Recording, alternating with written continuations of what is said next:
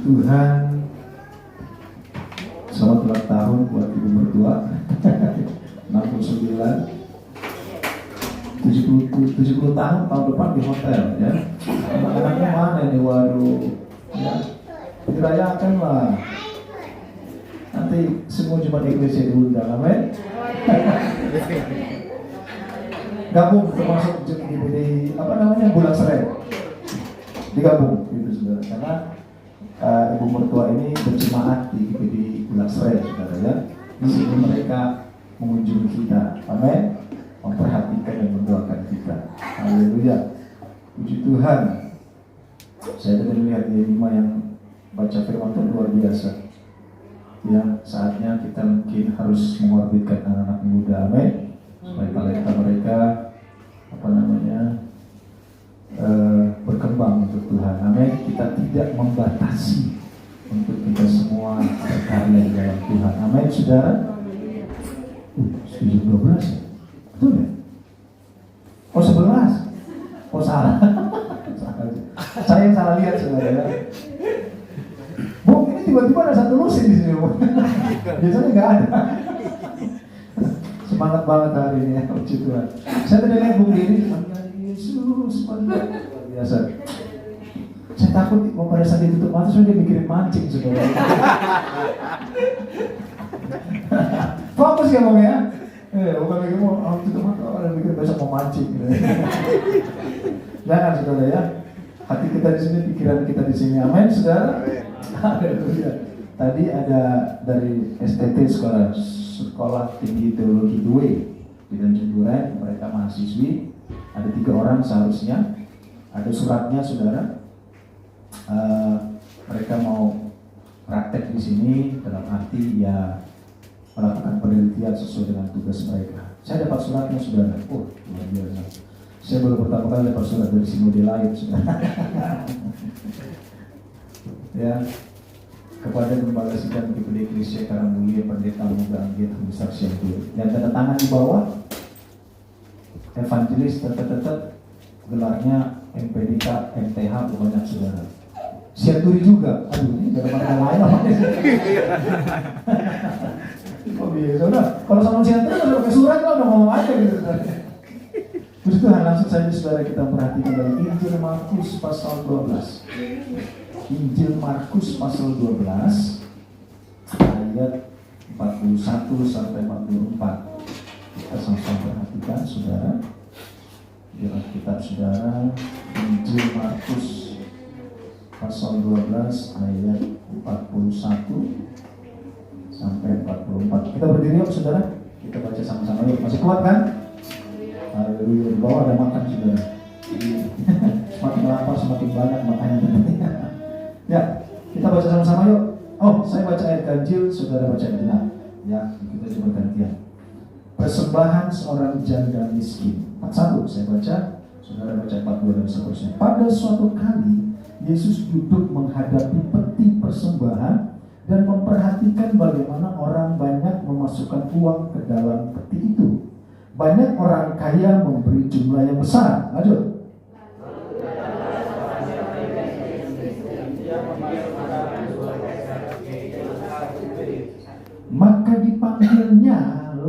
Maka dipanggilnya murid-muridnya dan berkata kepada mereka, aku berkata kepadamu, sesungguhnya janda miskin ini memberi lebih banyak daripada semua orang yang memasukkan uang ke dalam peti persembahan. Monggo.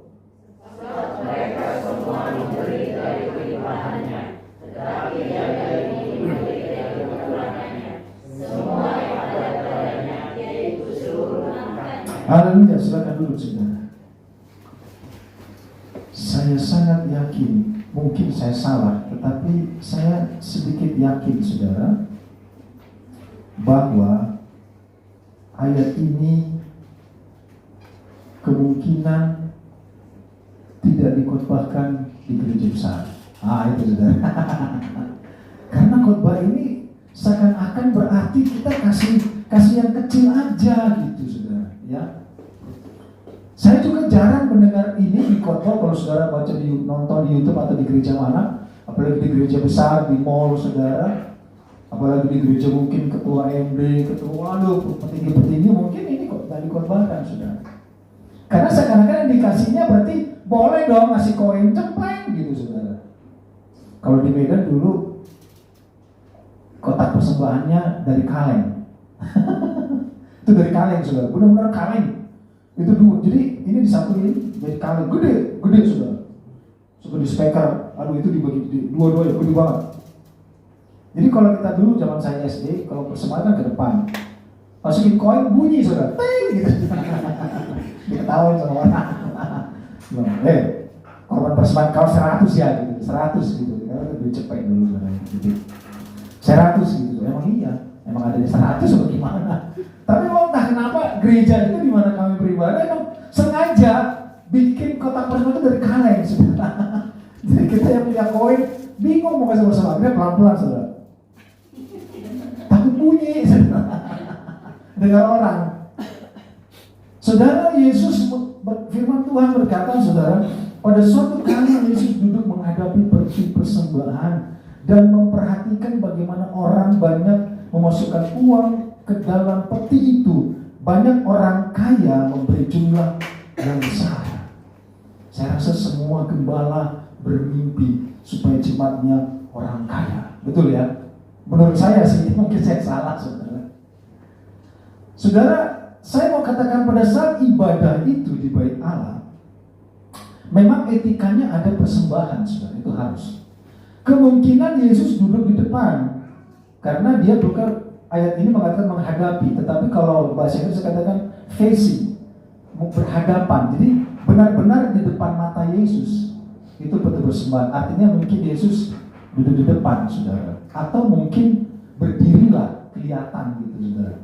Apakah Yesus di belakang karena ahli Taurat di depan, mungkin Yesus di belakang tapi berdiri melihat ada orang kasih persembahan. Saya mau katakan saudara bahwa apa yang kita beri Tuhan tahu, amin. Mungkin kita berpikir kita mau gulung-gulung gini, Tuhan tahu setiap jumlah Tuhan tahu. Saya tidak tahu saudara, karena persembahan kita langsung direcord oleh bendahara, ya, sekretariat. Jadi saya tidak tahu. Yesus tahu. Kita coba perhatikan satu ayat, saudara, di dalam Kisah Rasul 10 ayat 1 sampai 4. Kisah Rasul pasal 10 ayat 1 sampai 4. Kita masih di ayat pertama tadi. Di Kaisarea ada seorang yang bernama Kornelius, seorang perwira pasukan yang disebut pasukan Italia. Ia saleh, ia serta sesi rumahnya takut akan Allah, dan ia memberi banyak sedekah kepada umat Yahudi dan senantiasa berdoa kepada Allah.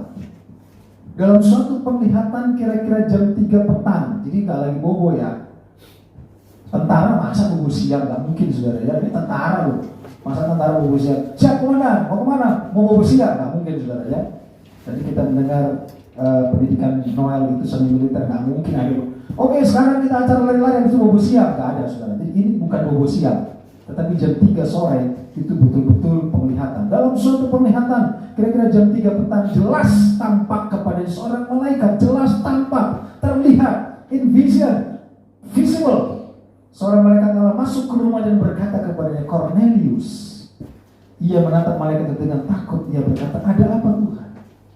Jawab malaikat itu, semua doamu dan sedekahmu telah naik ke hadirat Allah, dan Allah mengingat engkau. Amin. Jadi bukan pada saat kita, seperti kita lihat bagaimana Yesus melihat orang bawa persembahan, Yesus tahu jumlahnya, tetapi Allah mencatat saudara, semua doamu dan sedekahmu atau persembahanmu, your offering, telah naik ke hadirat Allah, dan Allah mengingat engkau. Amin saudara. Berarti saya kalau bisa tarik kesimpulan bahwa doa Tuhan catat, apalagi jemaat yang ikut judo, jemaat doa pasti Tuhan catat saudara.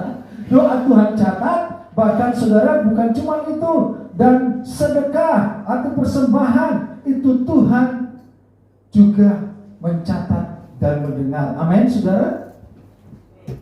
Oh enggak, amin saudara, kayaknya yang ikut doa ini kayaknya. Lalu datanglah seorang janda, tadi dikatakan banyak orang kaya memberi jumlah yang besar. Lalu datanglah seorang janda yang miskin dan ia memasukkan 2 peser, yaitu 1 duit. Nilai terkecil di zaman itu, seorang janda miskin datang beribadah dan mulai persembahan maju ke depan. Dia memasukkan koin, saudara, the smallest bill at the time, paling kecil, saudara. Sementara orang kaya tadi datang, langsung mungkin rabinya begini, makasih. Ada rabinya mungkin, saudara, makasih. Tetapi janda miskin hanya ngasih 1 duit, saudara. Hanya yang menjadi pertanyaan, saudara, ayat 43. Maka dipanggilnya murid-muridnya, bro, sini bro, staff pekerja sini. Saya mau kasih tahu. Dan berkata kepada mereka, I'm telling you, aku berkata kepadamu, sesungguhnya janda miskin ini memberi lebih banyak daripada semua orang yang memasukkan uang ke dalam peti persembahan. Ini suatu antitesis, saudara. Ini suatu perbandingan terbalik dari nalar manusia, bahwa pikiran manusia yang kasih banyaklah yang berkenan, yang kasih banyaklah yang harus dihormati, saudara, yang kasih banyaklah yang harus dijaga perasaannya, gitu, saudara, ya. Normalnya begitu. Tetapi Yesus berkata, justru janda inilah yang memberi yang paling banyak daripada yang lain. Waktu ibadah geston hamba Tuhan, saudara, kita suka bercanda. Jadi hamba Tuhan itu suka bercanda, suka kaki kikik di atas. Mungkin Bung Didi lihat itu, ketawa-ketawa di atas, saudara. Ada hamba Tuhan senior kata begini, nggak jauh di sini gerejanya, dia gereja besar, saudara. Dia kata begini, dia pernah khotbah di sini, saudara. Dia kata begini, hanya ada 2 orang yang gembala takut. Yang pertama, Tuhan Yesus tentunya. Yang kedua, donatur. Itu, saudara. Itu gembala. Saya ketawa aja dengan dia ngomong, saudara. 2 orang yang gembala paling takut. Jemaat, biasanya gembala nggak takut sama jemaat, katanya, saudara.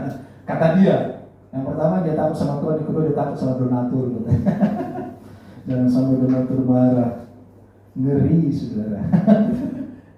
Tetapi saya mau katakan, saudara, sebagai gembala, saya tidak akan berkhotbah tentang kemakmuran, karena itu bukan konteks Alkitab. Saya mau katakan ini sesuai dengan apa Yesus mau. Aku berkata kepadamu, sesungguhnya janda miskin itu memberi lebih banyak daripada semua orang yang memasukkan uang ke dalam peti persembahan. 44, sebab mereka semua memberi dari kelimpahannya, tetapi janda ini memberi dari kekurangannya, semua yang ada padanya, yaitu seluruh nafkahnya. Amin. Saya mau saudara hidup berkenan di hadapan Tuhan. Saya mau persembahan saudara berkenan di hadapan Tuhan. Saya mau doa saudara dicatat oleh Tuhan. Saya mau apa pemberian saudara dicatat oleh Tuhan. Saudara, saya mau katakan, saya tidak melihat jumlahnya, tetapi saya mau percaya sesuai dengan maksud Tuhan, melihat hatimu, bukan dari kelimpahan sehingga ini receh bagiku, tetapi dari hati, ketulusan, dan memang itu yang kita punya. Amin. Mungkin ini khotbah bunuh diri, saudara, kalau di luar sana.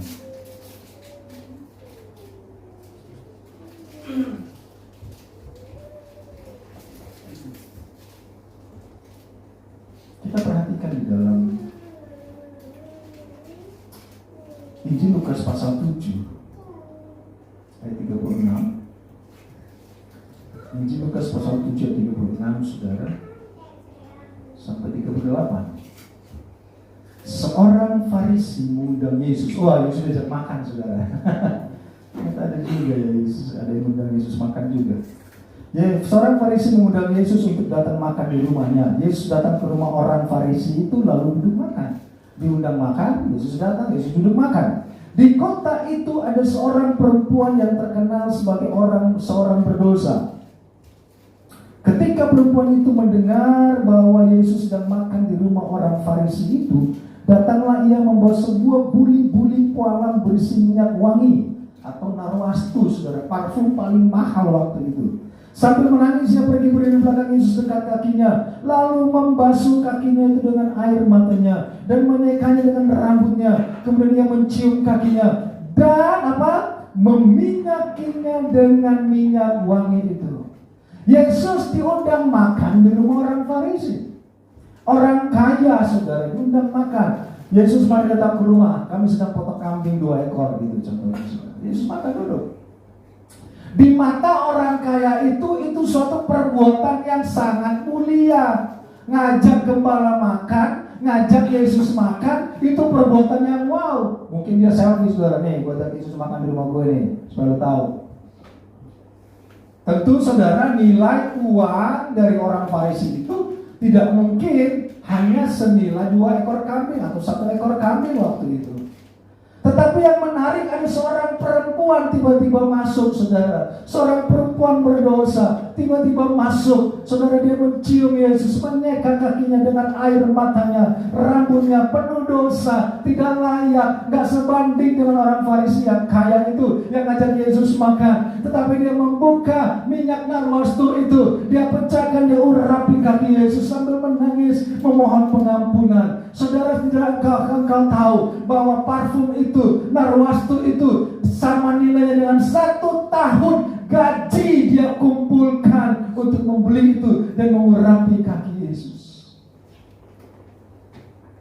Kalau orang Farisi itu mengundang dia, Yesus makan sebagai bentuk kelimpahan. Sudah offer, di rumah kami banyak makanan, mau pesan makan apa? Oke. GoFood, GrabFood, semua oke. Cukup, saudara, kami punya banyak uang, ayo Yesus makan. Makan itu justru kebanggaan. Tetapi di mata Yesus, saya mau katakan, saudara, justru persembahan perempuan itulah yang berlayak di hadapan Tuhan. Amin.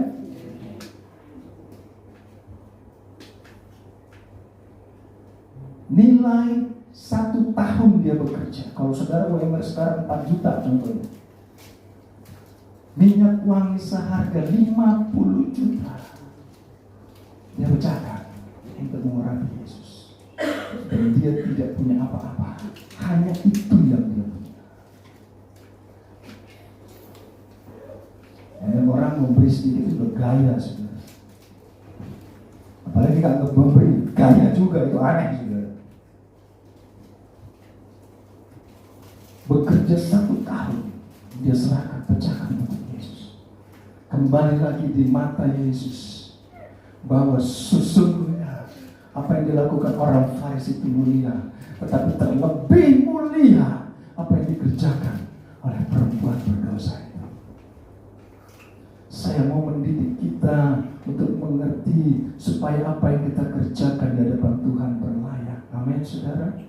Satu lagi kita lihat dalam 1 Raja-Raja pasal 17.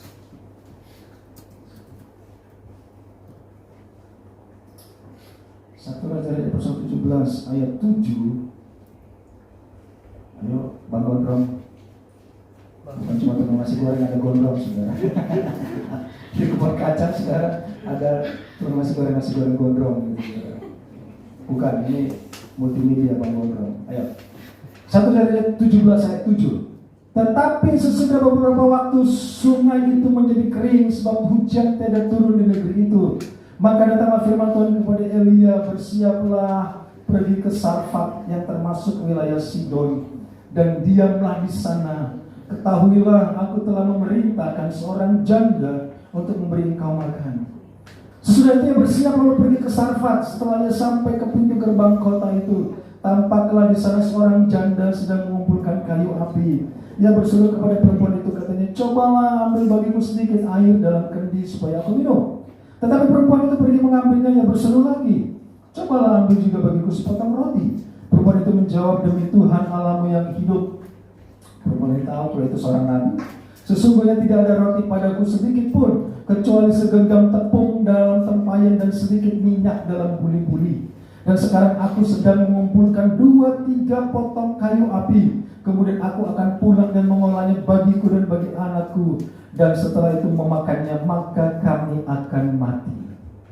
Saudara, Elia dalam masa kekeringan panjang, saudara. Seorang nabi sedang kelaparan, seorang nabi sedang melarat, seorang nabi sedang sekarat, saudara. Tetapi suara Tuhan katakan, pergi ke Sidon. Di sana ada janda yang kau harus temui. Kenapa Allah tidak katakan pergi ke bangsawan, pergi kepada orang kaya supaya kamu dapat makan? Tidak, saudara. Allah membawa Elia kepada janda yang sangat miskin dan kere itu, saudara. Pada saat bertemu, tolong beri aku air, dikasih air. Pada saat bertemu lagi, tolong beri aku makan. Janda itu katakan, oh Tuhan, demi Allahmu yang hidup, tidak ada makanan di rumahku, hanya minyak dan gandum sedikit yang aku akan makan. Setelah itu aku akan mati, saudara. Tidak ada apa-apa, we have nothing. Tetapi saudaraku, Allah meminta itu, what you have, apa yang kau punya, itulah persembahan yang sejati, itulah persembahan yang berkenan di hadapan Allah. Sehingga janda itu dilepaskan dari panjangnya kemarau itu, dilepaskan dari panjangnya musibah itu. Sementara yang lain mati kelaparan, mati melarat, mati sekarat, tetapi janda ini diselamatkan oleh Tuhan. Amin. Itulah persembahan. Saudara, banyak orang berpikir persembahan yang berkenan adalah nilainya. Tetapi persembahan yang berkenan adalah hatimu dan bagaimana engkau memberi apa yang kau miliki kepada Tuhan. Saya mau mendidik kita bahwa Yesus melihat itu yang aku berkenan. Amin. Janda miskin itu yang aku berkenan. Saudara, di Kapuk minggu lalu, saya nggak tahu jadi di atas. Itu kalau saudara nanti ada recordnya, saya sampaikan kepada firman Tuhan di Kapuk bahwa orang kikir tidak masuk surga, saudara. Ya, orang pelit tidak masuk surga. 1 Korintus 9:10, mari perhatikan, saudara. 1 Korintus 6 ayat 9-10. Udah? Oh. Kita cepat saja, saudara. Atau tidak tahukah kamu bahwa orang-orang yang tidak adil, orang tak adil, saudara, tidak akan mendapat bagian dalam kerajaan Allah? Jangan sesat. Orang cabul, penyembah berhala, orang berzina, banci, orang pemburik, pencuri, orang kikir, pemabuk, pemfitnah, dan penipu, termasuk penipu Tuhan, saudara. Dalam kitab Maliaki, saudara perhatikan, tidak akan mendapat bagian dalam kerajaan Allah. Amin. Ini kamu saya sampaikan, saudara. Saya katakan, kalau Tuhan katakan dalam Roma 12 ayat 2, engkau bisa berubah, berarti kita bisa berubah. Gak ada orang bilang aku gak bisa berubah dari semua yang orang udah pelit, gak ada, saudara. Coba ada di meja operasi, saudara. Orang pelit nih di meja operasi. Dokter katakan kamu harus operasi 100 juta. Bila kata dokter, gue tawar deh, karena gue orang pelit nih, 10 juta. Ah gitu, saudara, tawar ke dokter. Dokter bilang, oke 10 juta. Tapi operasinya di ujung jalan ada tukang masker di situ, 10 juta. Pasti dia bayar 100 juta, saudara. Orang kadang berubah kalau sudah meja operasi. Orang kadang berubah kalau sudah stroke, saudara. Sorry to say, saudara. Gak ada kata gak berubah. Banci pun bisa berubah. Bung Andri tahu ceritanya. Ada baju 3 orang naik bajai. Nyebur bajainya. Udah mau tenggelam. Udah mau tenggelam, masih tolong. Udah mau tenggelam, tolong. Banci aja bisa berubah. Orang berpikir gue sudah memberi, ya gue masuk surga. Tidak, saudara. Tuhan tahu semuanya, semua terikot. Sehingga malaikat Tuhan datang kepada Cornelius, seorang tentara itu jam 3 sore. Bukan mimpi, ini kenyataan. Terlihat jelas bahwa Allah melihat, Allah sudah mendengar doamu dan sudah menerima setiap pemberianmu, dan engkau berkenan di hadapan Allah. Amin. Saya kenal banyak orang kaya, saudara, di kedutaan. Jadi ada seorang kaya, dia punya rumah itu 1.000, satu komplek, 1.000 unit. Satu rumah, saya tahu harganya kurang lebih 10 M minimal. Jadi kalau 10 M, 10 T dia punya aset. Tapi gak pernah senyum, saudara. Saya juga bingung. Saya udah bercandain dia, saudara. Udah ibu begini sama tim kedutaan, saudara. Nyengir aja, saudara. Tapi saya senang dengan kita di sini, amin. Kita bisa tertawa lepas, amin, saudara. Walaupun besok kontrakan mau ditagih, saudara. Tapi kita masih bisa ketawa, saudara. Karena apa? Karena itulah orang yang tidak khawatir, saudara. Ibu janda itu dia memberi semua yang dia berikan karena dia tidak khawatir. Kalau dia memberi kepada Tuhan, Tuhan pelihara dia, amin. Perempuan berdosa itu 1 tahun dia kumpulkan 50 juta pecahkan di kaki Yesus. Dia nggak punya apa-apa lagi karena dia tahu dia tidak khawatir bahwa besok Tuhan pelihara dia. Di saat Allah mengampuni dia, Tuhan akan pelihara dia. Perempuan janda di Sarfat itu dia tahu dia tidak punya apa-apa, besok dia akan mati. Tetapi dia tahu di saat dia memberi kepada Nabi, besok Tuhan pelihara dia, amin. Berarti kita yang tidak punya apa-apa adalah orang yang beriman dan tidak pernah khawatir. Tetapi orang pelit adalah orang yang paling khawatir dunia.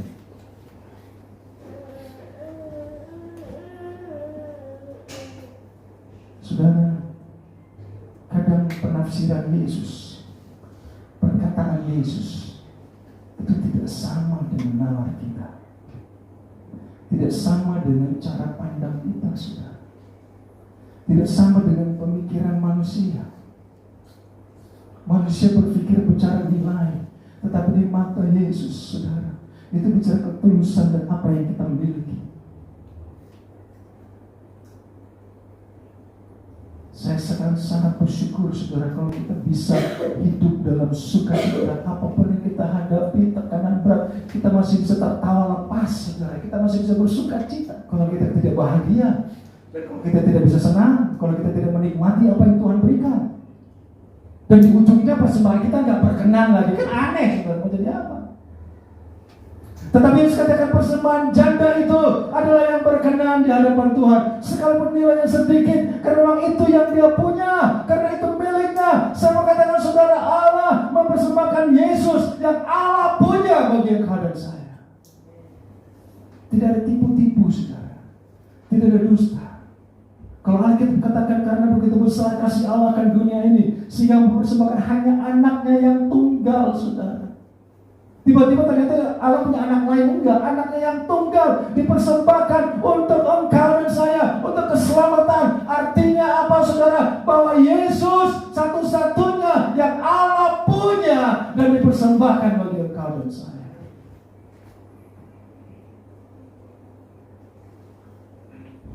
Apa yang kita sudah persembahkan kepada Tuhan? Apa yang membuat kita sehingga tidak bisa tersenyum? Saya mau katakan, saudara, kalau kita tidak bersuka cita, kalau kita tidak bisa tersenyum, kalau kita tidak bisa bersyukur dalam hidup kita, apapun keadaan kita. Kalau saya katakan, kalau kita tidak bisa tersenyum, tidak bisa tertawa, tidak bersyukur dalam sepanjang hidup kita, apapun keadaan hidup kita, saya takut seakan-akan kita menyalahkan Tuhan. Berarti Tuhan gagal pelihara engkau dan saya. Saya takut Tuhan marah, saudara. Kalau kita selalu katakan, Tuhan aku susah, aku menangis, aku susah. Jangan, saya katakan, saudara, jangan sampai Tuhan berpikir bahwa ternyata Tuhan gagal memelihara engkau dan saya. Sementara kita semua, saudara, seharusnya kita bersyukur, bersukacita, kita bisa tertawa. Kita tidak perlu khawatir hari esok. Kita punya duit segini, kita kasih segini, karena kita tahu Tuhan pelihara kita besok. Amin. Saya katakan, saudara, waktu saya di Cinere, saya merantau, saya punya duit cuma 10.000. Di Cinere itu ibadah sore hari ini. 10.000 goceng 2. Itu sebenarnya. Goceng 2. Kalau dulu di Medan saya punya duit 100 rupiah, itu yang saya masukkan banyak itu. Karena itu yang saya punya. Tetapi di Cinere saya punya duit 10.000. Goceng 2. Ke gereja itu 3,5 kilometer di mana saya tinggal. Saya tinggal di petakan, sudah. Saya jalan ke gereja, kasih persembahan pertama goceng, kasih persembahan kedua goceng. Orang lain, saya lihat di situ di Cinere, saudara, ada banyak tuan tanah, banyak Hitachi, saudara.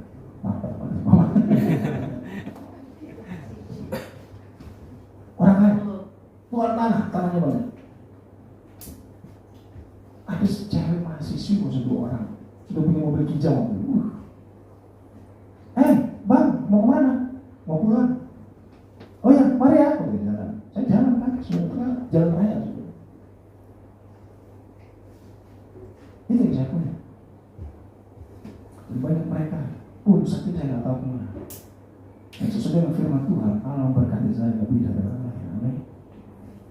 Saya tidak pernah memberi dari apa yang tidak, dari kelimpahan saya tidak, saudara. Karena apa? Belajar memberi apa yang kita punya. Saya kasih ayat tadi ke Bung Jerry. Bung, tadi ayat itu Bung, ayat apa namanya? Ayat serap, saudara. Amsal 11. Ayo.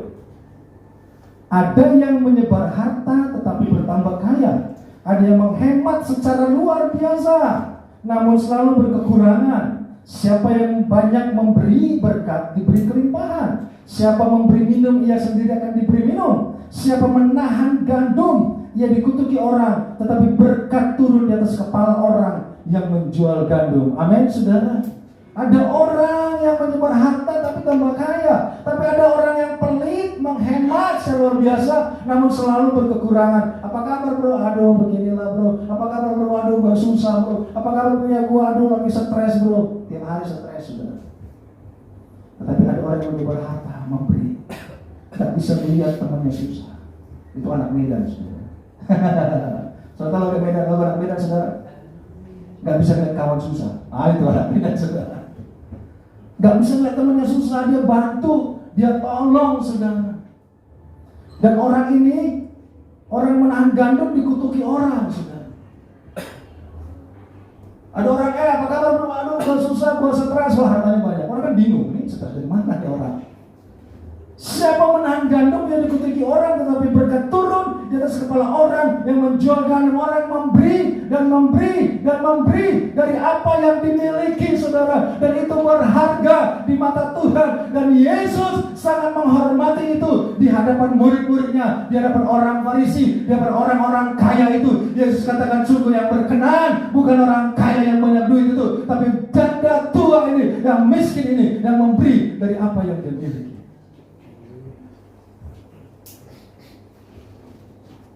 Saya kalau saya khotbah begini, tempat lain saya nggak pernah diundang lagi, saudara. Tapi saya mau berbicara dengan kita semua. Kita Tuhan punya. Apakah kita berpikir hidup kita yang punya Bank Indonesia sudah tidak? Hidup kita Tuhan yang punya. Tuhan bisa angkat kita kapan saja. Tetapi Tuhan bisa memberkati kita dengan melimpah. Orang pelit itu orang khawatir. Orang khawatir tidak masuk surga. Orang pelit tidak masuk surga. Mungkin kita berpikir saya tidak bisa berubah. Kita bisa berubah. Semua bisa berubah. Dan apa yang kita punya itu Tuhan punya. Betul? Apakah ada sertifikat rumah kita, tanah kita atas nama Tuhan Yesus, saudara? Tidak ada. Atas nama kita, tapi itu Tuhan punya. Karena hidup kita Tuhan punya. Saya senang, saya sangat bersuka cita bersahabat dengan kita semua. Saya senang tertawa, terbahak-bahak dengan kita semua. Walaupun bulan depan, saudara, kita harus bayar kontrakan. Tapi kalau orang itu, saya yakin Tuhan senang dengan orang seperti itu, saudara. Kalau orang itu, Tuhan orang stres, padahal duitnya banyak, stres. Kayaknya Tuhan gagal. Gue miara lu dengan gitu luar biasa, kayaknya gue gagal. Betul ya? Coba saudara punya anak, saudara sudah kasih semua, tiba-tiba stres, selfie stres, kita ajak makan, kasih sekolah tinggi, stres. Kan berarti kita orang tua gagal piaranya, betul kan ya? Dan yang sakitkan hati kita, kok dia stres mulu sih? Demikian dengan Tuhan. Buat Tuhan bersuka cita karena kita, amin. Buat Tuhan bersuka cita karena kita. Karena apa yang Tuhan bagi kita adalah anugerah besar. Cara itu memberi dari apa yang dia miliki. Perempuan sundal itu memberi dari apa yang dia miliki. Jangan disangka memberi dari apa yang dimiliki, bukan dari sisa, bukan dari sesuatu yang dia pikir kelebihan tidak, saudara. Itu yang pertama. Ayat terakhir, saudara, saya janji ayat terakhir ini karena sudah mau malam, saudara. 2 Korintus 8 ayat 1 sampai 5.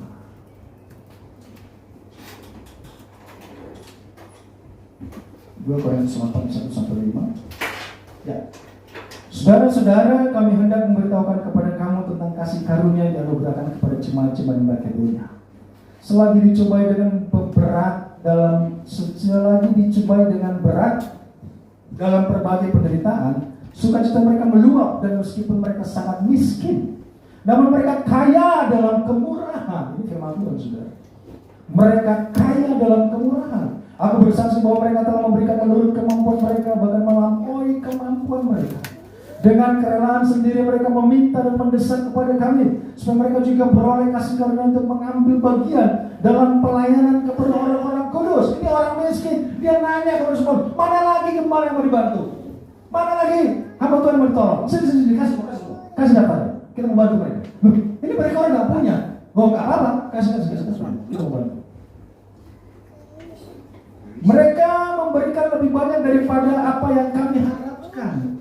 Mereka memberikan diri mereka pertama-tama kepada Allah, kemudian oleh karena Allah juga kepada kami.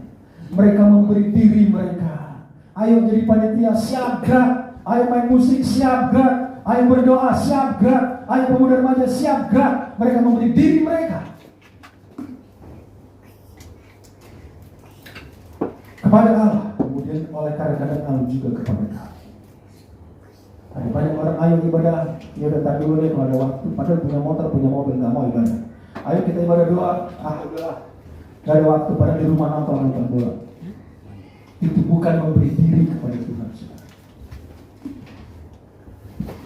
Ayo bawa persembahan, oke, agak sempat KTM yang akhirnya aja lah, jangan di mobil ada gocengan ini. Bukan itu yang terbaik Tuhan mau. Saya takut hidup kita tidak berkenan di hadapan Tuhan kalau kita terus seperti itu. Dengan kerelaan mereka sendiri meminta dan mendesak supaya mereka juga beroleh kasih karunia untuk mengambil bagian dalam pelayanan kepada orang-orang kudus. Mendesak, Om, siapa hamba Tuhan yang mau ditolong? Om, siapa hamba Tuhan yang mau dibantu? Om, siapa mana orangnya? Mereka mendesak, saudara. Bagaimana hati mereka? Mereka sekalipun miskin. Firman Tuhan katakan, Alkitab mencatat, mereka kaya dalam kemudahan. Ternyata kacamata kita beda. Orang miskin, orang kaya. Di mata kita dia yang naik Alphard, orang kaya. Tetapi di mata Tuhan, engkau dan saya lah yang mau memberi diri untuk Tuhan adalah orang kaya di hadapan Tuhan. Amin, saudara. Itu yang Tuhan mau. Sabarlah yang hamba-Ku yang setia. Karena sesungguhnya kacamata Tuhan lah yang penting, bukan kacamata kita. Mari kita naikkan puji saudara, kita berdoa, kita